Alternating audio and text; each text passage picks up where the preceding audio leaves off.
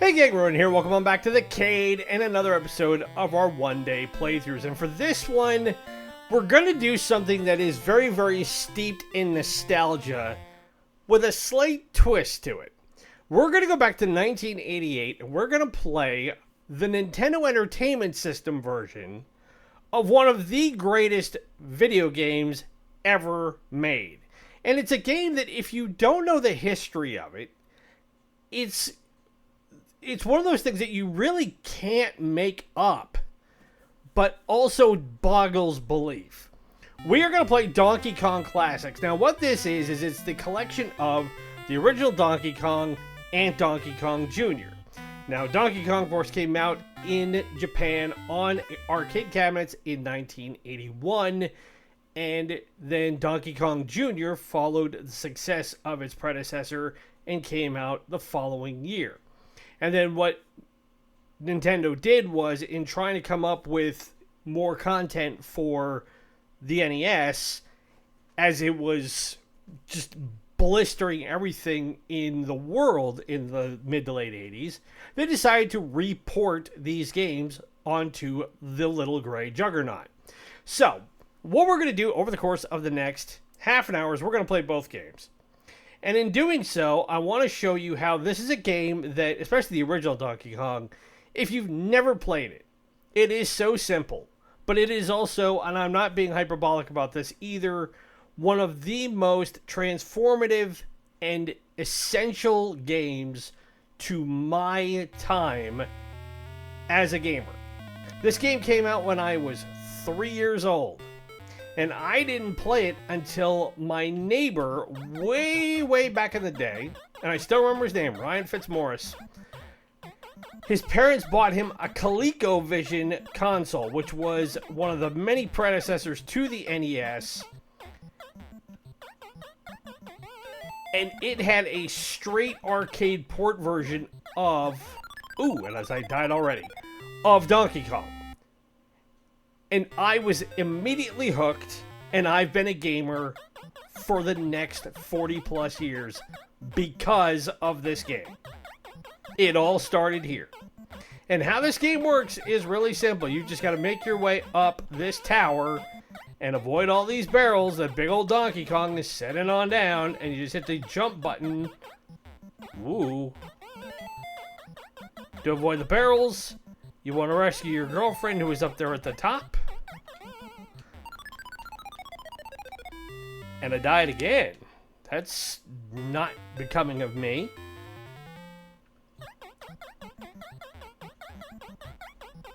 Now, there are 3 levels in this game. And in the original game, in the arcade version of it at least, you start out only have access to 2 of them.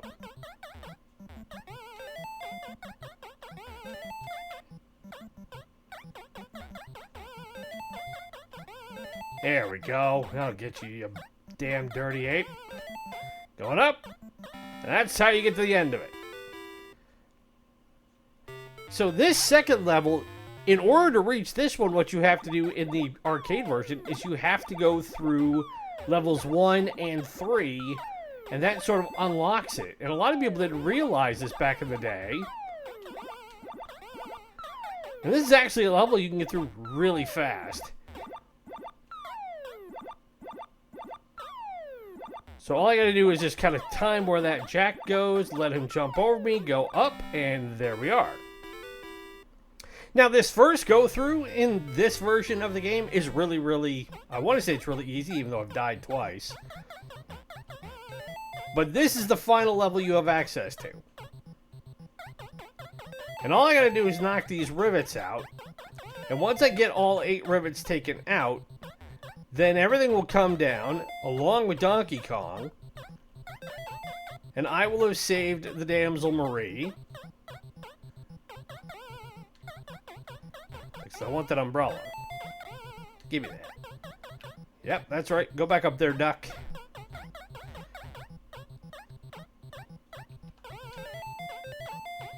So you can't come after me that... Whoa! So you're going to come at me that way? We're going to do this? We're going to do the ladder tango again? Huh? Come on. Come on, duck. Now, if I want to, I can grab that hammer and I can whack him out, but I'm not going to do that.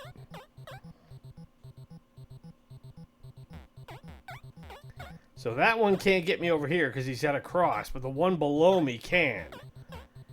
This could put me in a pickle here.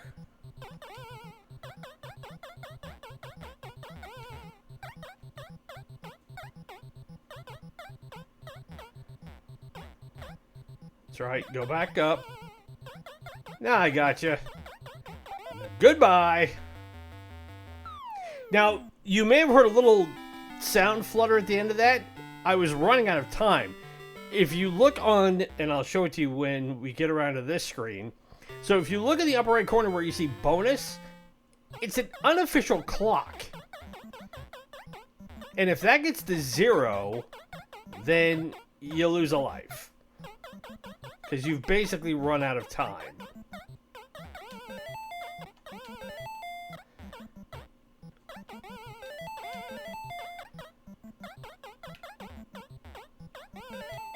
Now, the trick to this game, like all other games of the era, was all about pattern recognition and timing.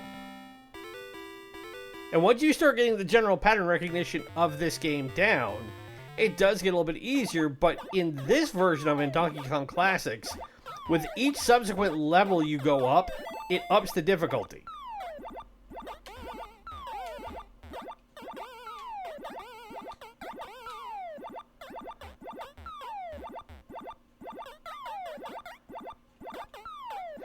And just like that, we're through it again. Now, I could go get that purse and get bonus points, but I'm not going to worry about it. Now, I got an extra life because I topped 20,000 points.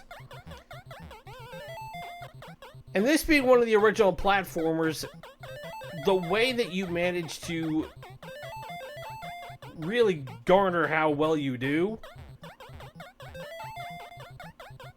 is the result of what your final score is. And there has been many a... Uh-oh. Now I'm in a pickle.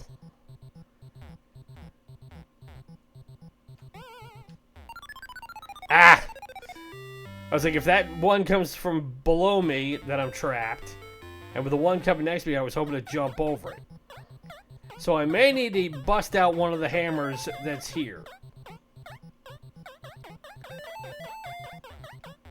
And the challenge in this game has always been trying to anticipate where these critters are moving. See, so now he can't get me because of the gap. I go and get the purse. Now he can't get me this way. And if they come down here, which they can, that's fine. Because they can't get me that way. But they can go that way. So, what I need to do is I need to go down and get this last one here. Jump back over. Now, if I step on any of those gaps,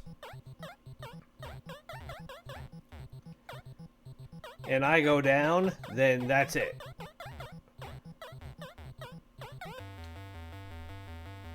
And down he goes again.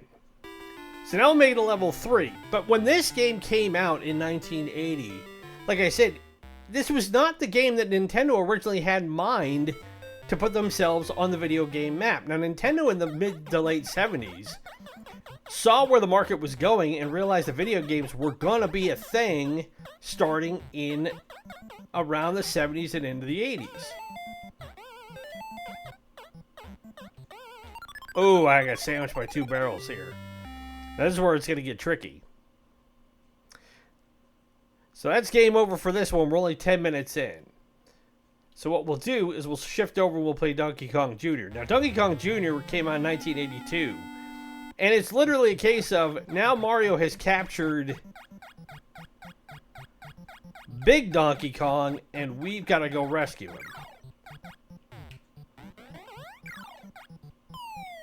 Ooh! Except we don't want to drop off the vines like that.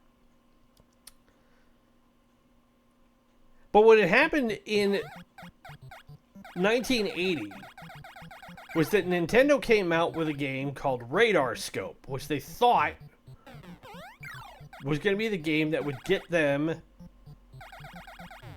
the attention of pretty much every gamer in the world. Except there was one problem. It was too much like Galaxian and Galaga and other games of the era, all the space platformers, and this was at a time where...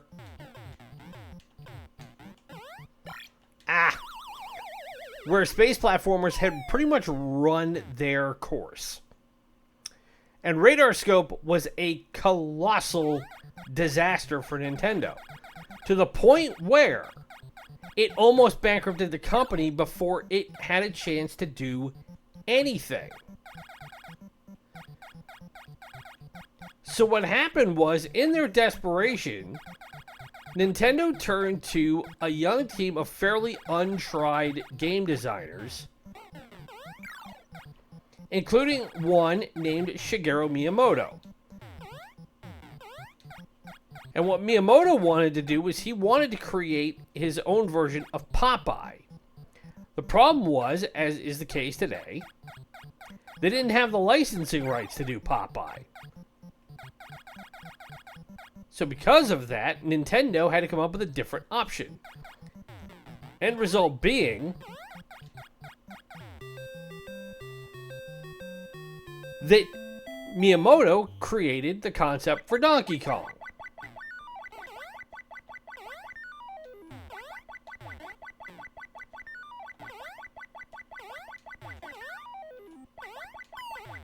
Ow! I knew that wasn't going to end well. So by creating Donkey Kong and releasing it in arcades in 1980, the game did so well that by 1981, in arcades alone, Nintendo made over nearly $300 million. And that's in 1980s money. That's not to suggest that $300 million isn't chump change now. It absolutely is not. But by modern standards, or by standards of the time, I should say, it was staggering.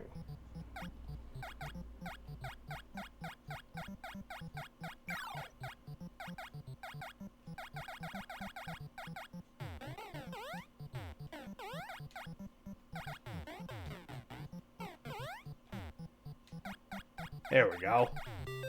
Trying to get where that hitch is and not getting stuck is really hard.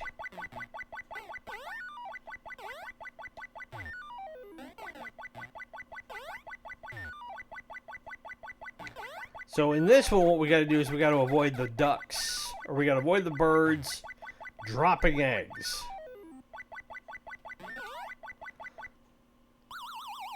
And we got to make sure we can grab onto the chains, too. But within a year, Nintendo had licensed the original Donkey Kong to Coleco to be the flagship title for the ColecoVision. Now, you have to remember, this was 2 years before the Nintendo Entertainment System came out. And that little investment netted Nintendo more than $4 billion in sales by the end of 1982. And the companies never really looked back. And to this day, there are many an arcade that still exist in the world that I go to. I still can't reach that thing. And one of the first cabinets I look for is Donkey Kong. Because it's one of those games that doesn't matter how old you are, doesn't matter how many times you play it. It's still challenging. It's still fun. It's, in a lot of ways, playing Donkey Kong is like playing golf. You get your hooks into it, or it gets its hooks into you, rather. Oh, this is going to suck. Knew that was going to happen. I was like, I don't have enough leap.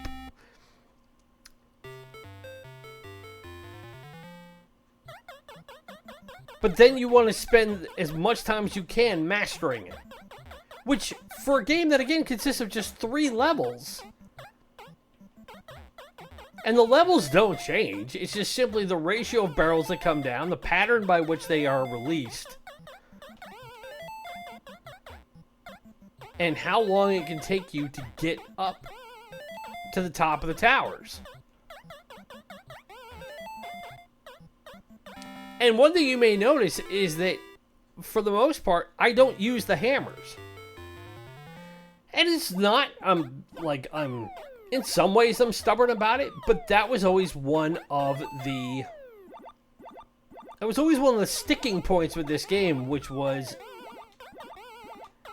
if you knew how to get through each level,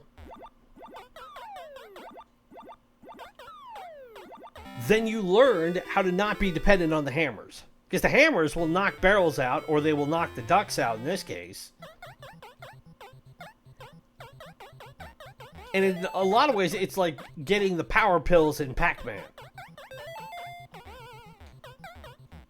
They'll bail you out, but if you become reliant on them, that's the problem. So you have to learn to play the game and improvise in a way where you're not relying on it. Where you have it there in a pinch.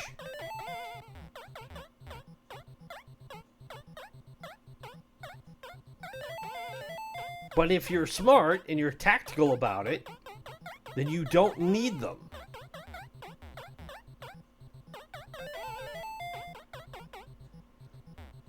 But now I've got 3 ducks down there.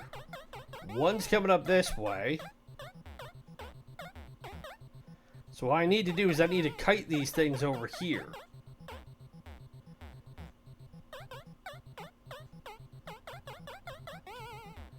That's exactly what I needed to do. So I get it all move, I make the jump, down go the girders, and down goes Donkey Kong. And for kids of my age, it was, to give you an idea of how different a time it was, our parents, by and large, didn't worry about the sort of games we played. The stuff that parents have to worry about now, and I am a parent, so it is something that I have genuine concern about myself with my son who plays video games. Oof! I didn't jump the right way. Is what sort of games is he playing, and what sort of impression does it have on him? Now, fortunately, my son plays games like Minecraft. So, and he loves Legend of Zelda games, which is another game that Shigeru Miyamoto created. And he loves Mario Kart.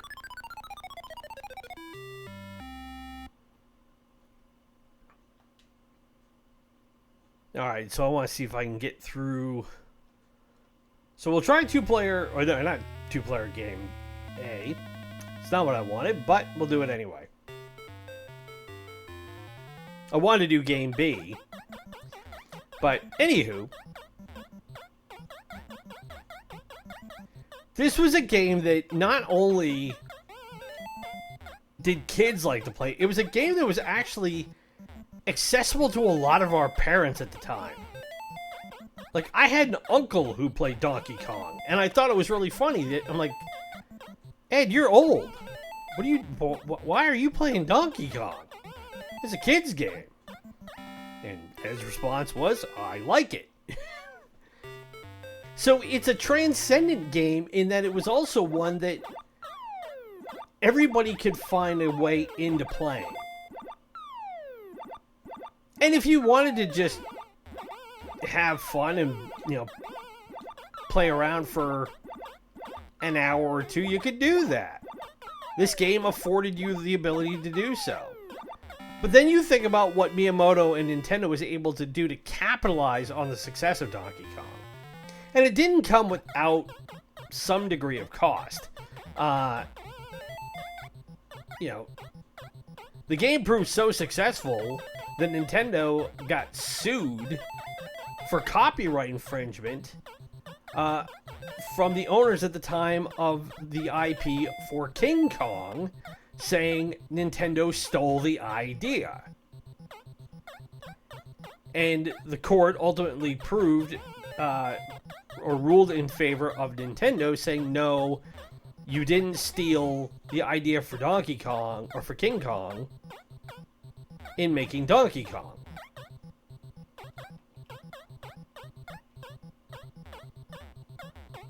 Alright, ducks, where are you going? Alright, if you're gonna come get me, come down this way. And you come over here. Yep, go up that way. Thank you. Nope, too late. Those who are tardy do not get Fruit Cup, and you will not get Fruit Cup, for you are going down.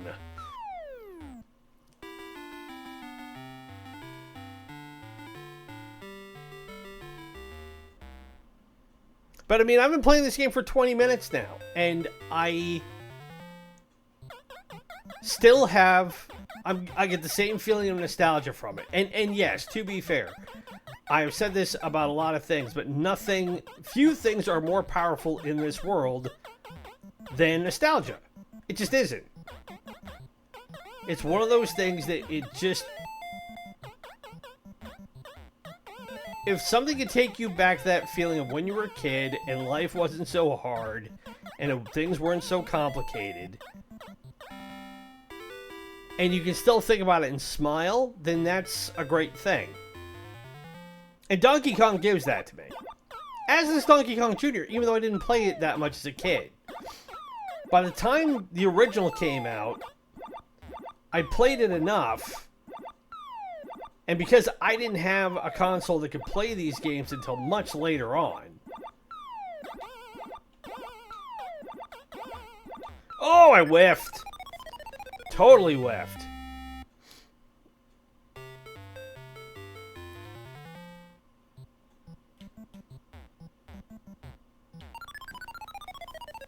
Well, because I'm playing two-player.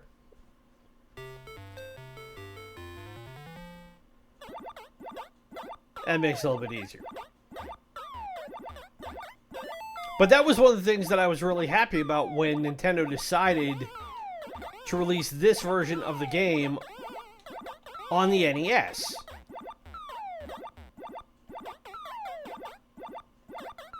Because it meant I could go back and play it whenever I wanted. I didn't have to go to an arcade and play it anymore. And I got Near As Makes No Difference, a one-to-one port of the game. And the controls aren't any more complicated.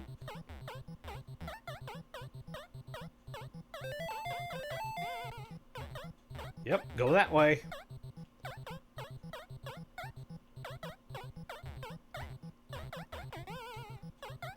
Come and get me, Screw. That's right, go that way. Get the parasol. Get down.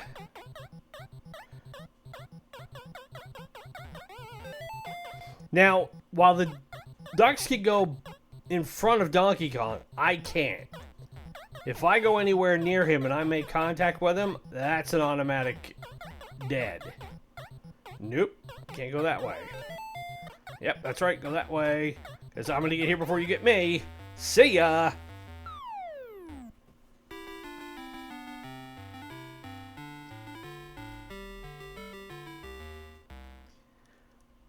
Now, I don't remember in this game if there is a cap to how many levels you can go through.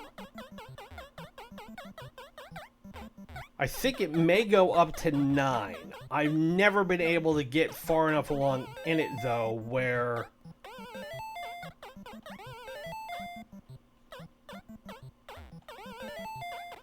I'm known for sure. Oh! Knew that was coming. At some point, he was going to drop a cross runner like that. And now I'll just let him drop this one right on his noggin, because it won't matter. Dunk.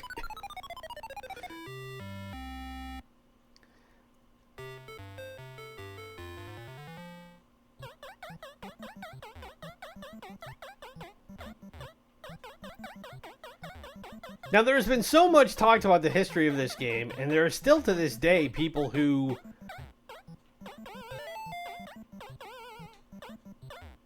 are trying to conquer it.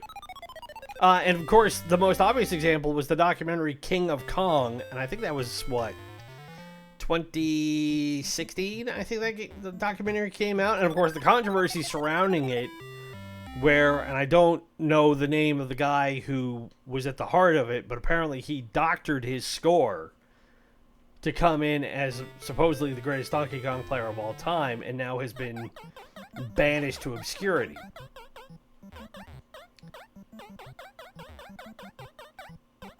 And back in the day where things like getting high scores mattered,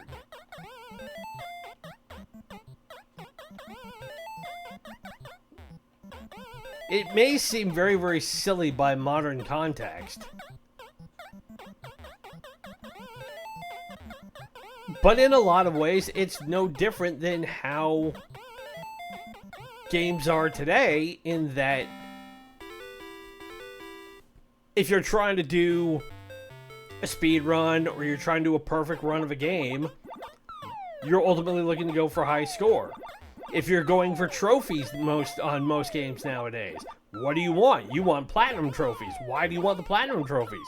Because the platinum trophies mean something.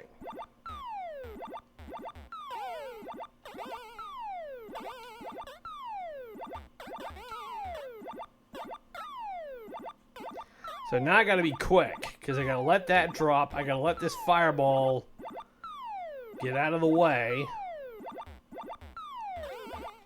Nope. Knew that was gonna happen. And it's game over. But that, everybody, in a nutshell, is Donkey Kong Classics from 1988. Now, let's get this out of the way really, really quickly. Is this a great game? If you loved Donkey Kong, if you grew up with this game, if you know the history of it, it's part of your foundations as a gamer, it's up there with games like Pac-Man and Space Invaders and Asteroids and Galaga and all those great arcade games from the late 70s, early 80s that got us all into video games writ large.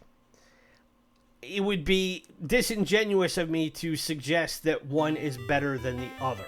Personally, Donkey Kong is on my short list of the great original video games of all time. That doesn't mean I don't like playing Galaga. It doesn't mean I don't like playing Pac-Man. It doesn't mean I don't understand their cultural relevance or their relevance to game design and function and things like that. It is purely a matter of to each their own.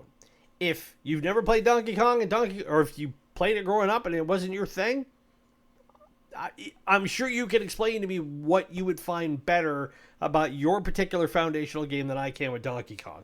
And that's fine. I'm not going to say that I'm right and you're wrong. It's simply, I know in my own history, it would not be what it is. I wouldn't have any reason to have started this channel and put together the crew that helps me do all this if I hadn't gone to my buddy Ryan's house and realized he had a ColecoVision in 1982 and had Donkey Kong. I can't be any plainer than that.